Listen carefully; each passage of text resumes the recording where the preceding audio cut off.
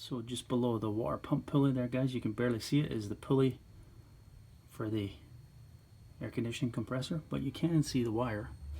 That's the lead that actually applies the power to the coil on the compressor. It's just a single lead. Of course, it's grounded at the compressor itself. So you can see I've got my current clamp clamped around that wire, and what I wanted to do was current ramp the coil activating. And there was one thing in particular I wanted to see if it was possible to see, and it is.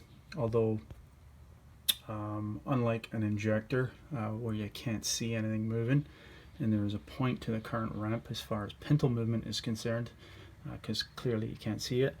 You can usually see your compressor clutch actually in operation, but this was just an exercise to see that if it was possible to actually see the clutch movement on the current ramp, and it is.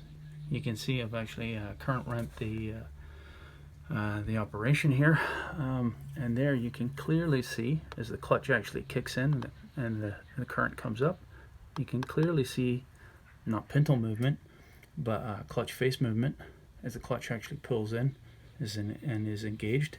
I guess it changes the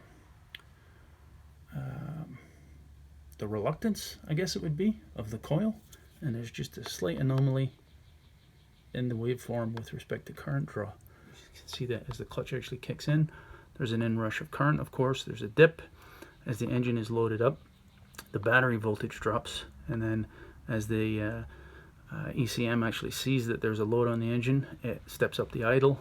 The alternator kicks in a bit of extra voltage. Of course, extra voltage means extra current, and the current actually comes up. The manual says that the resistance spec on the coil itself is a 3.5 to 4 ohms, if I recall. Don't quote me on that, but this is the SX4, of course. I think it's 4 ohms, so you could expect to see 3 amps of current. Every 100 millivolts is 1 amp, so that's about 3 amps of current.